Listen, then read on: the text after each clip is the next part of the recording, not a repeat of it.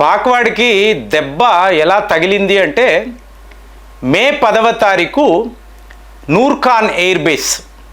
So దీని మీద మనము చేసిన ప్రిసిషన్ స్ట్రైక్స్ అంటే వాడి కలలో కూడా వాడు ఎప్పుడూ ఊహించుండడు సడన్గా వీళ్ళు మన దేశంలోకి వచ్చి మన ఎయిర్ బేసెస్ మీద ఈ స్థాయిలో దాడులు చేసి సురక్షితంగా తిరిగి వెళ్ళిపోతారు.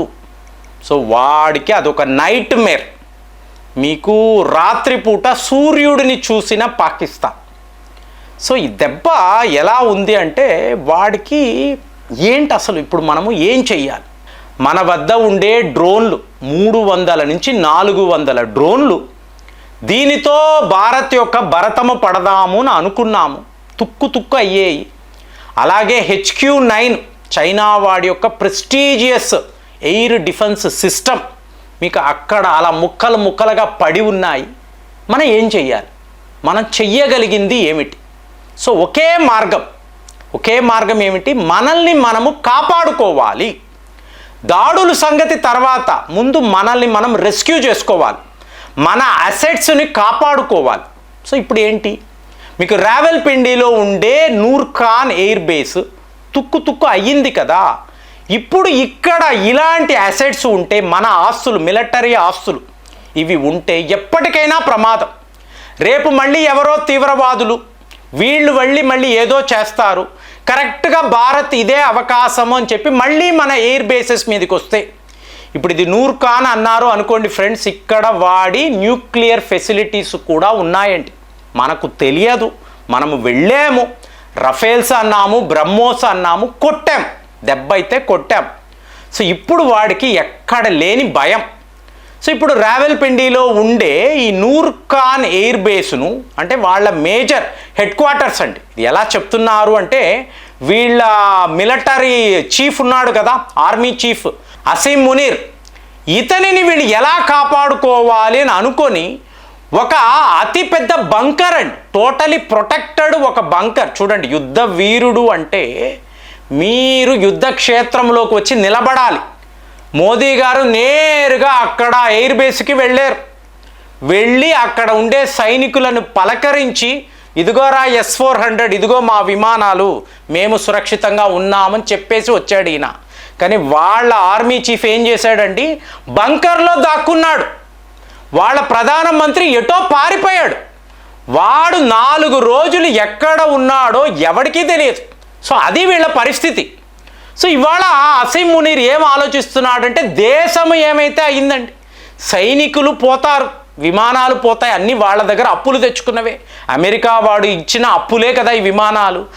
నా ప్రాణాలు నాకు ముఖ్యము, నా ఫ్యామిలీని యూరోప్ పంపించేశాను, నేను సురక్షితమైన బంకర్లో దాక్కుంటే చాలు, ఎప్పుడు ఏం జరుగుతుందో ఎవరికి తెలుసు అని చెప్పి ఈ రావల్పిండిలో ఉండే ఎయిర్ బేస్ను ఇప్పుడు నేరుగా వాళ్ళు ఇస్లామాబాద్కి షిఫ్ట్ చేస్తున్నారు. చూసుకోండి, ఒక మిలిటరీ హెడ్ క్వార్టర్స్ను మీరు ఇంకొక నగరానికి షిఫ్ట్ చేయాలి అంటే దీనికి అయ్యే ఖర్చు, ప్రజలు అక్కడ తిండి తిప్పలు లేకుండా, ఉద్యోగాలు లేకుండా అష్ట కష్టాలు పడుతూ ఉంటే వీళ్ళని కాపాడుకోవడానికి రావల్పిండి నుంచి ఇస్లామాబాద్కి వీళ్ళ హెడ్ క్వార్టర్స్ను మారుస్తున్నారు.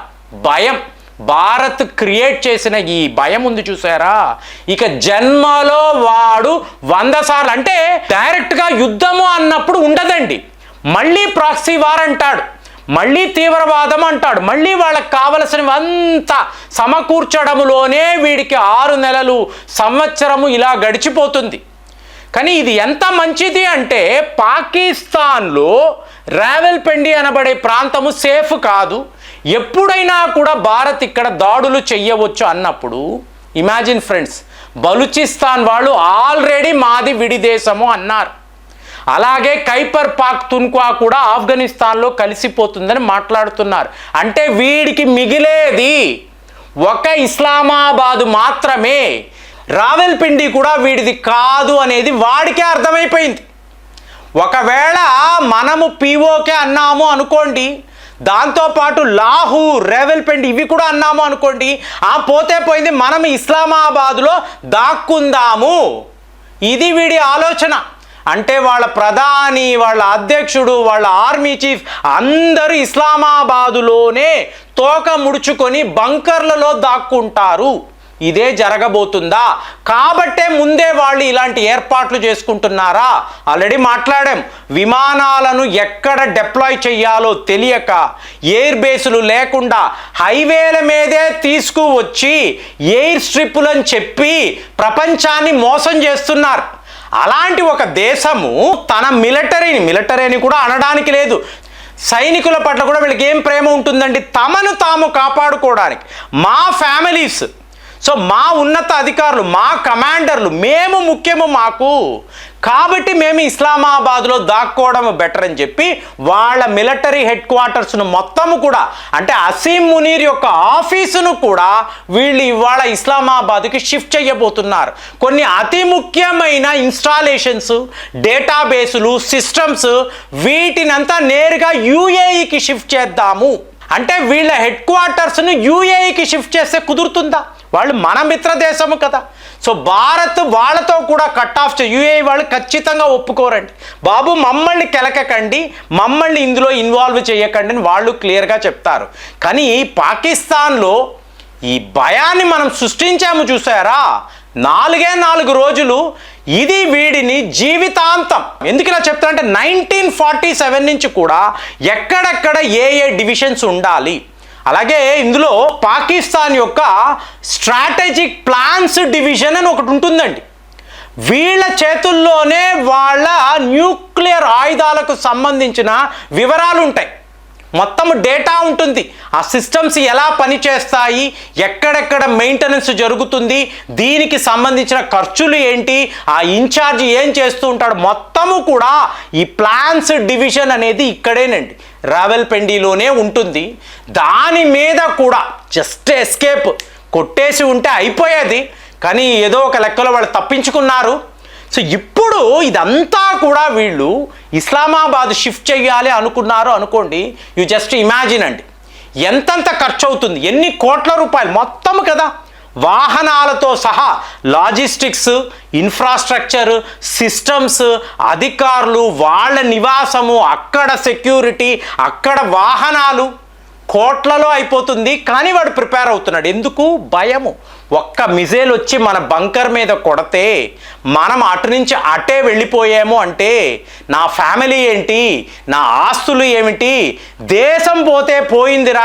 ఇది ఒక దేశమే కాదు, ఇన్ని రోజుల పాటు ఈ ప్రజలను మనము ఏమార్చి వాళ్ళే చాలురా బాబు, భారత్ మా దేశానికి రా, మమ్మల్ని ఓడించు, మమ్మల్ని పాలించు, చాలురా ఈ రాక్షసులు అని చెప్పి వాళ్ళే అడిగే పరిస్థితి వచ్చినప్పుడు మనకు ఏంటి, మనల్ని మనం కాపాడుకుంటే చాలు అనే పరిస్థితిలోనే ఈ ఉన్నత అధికారులు, మంత్రులు, ఈ కమాండర్లు, ఈ సైన్యానికి సంబంధించిన అధికారులు అందరూ భావిస్తున్నారు. కానీ ఒకటి మాత్రం వాస్తవం అండి, 4 డేస్లో వాడు ఇలా వణుకుతాడని మోదీ గారు కూడా ఊహించుంటారు. మన ట్రై సర్వీసెస్ చీఫ్స్ కూడా అదేంటండి జస్ట్ శాంపులే కదా చూపించాము, జస్ట్ ఇది ఒక ట్రైలరే కదా, ఇంటర్వెల్ మాత్రమే కదా మనం చెప్పాము, మరి వాడు అసలు సినిమా చూడలేదు, ఇప్పుడే ఇలా వణుకుతున్నాడు ఏమిటి అనిపిస్తుంది కదా, అందరికీ అనిపిస్తుంది. కానీ వాడికి ఎక్కడ ఎలా చెప్పాలో క్లియర్గా చెప్పాము. వాడికి మాత్రం కాదండి, అమెరికా వాడికే అర్థమైంది. చైనా వాడైతే నా విమానాలు వాడేరా, లేదు పాకిస్తాన్ వాళ్ళు మా విమానాలే తీయలేదు అని వాడు కూడా, అంటే వాడిలో కూడా ఒక భయం. అంటే మన రఫేల్స్ ముందు వాడి యొక్క JF-17 విమానాలు నథింగ్ అని చైనా వాడు కూడా ఇవాళ ఒప్పుకోవడము నిజంగా చాలా ఆశ్చర్యంగా ఉంది.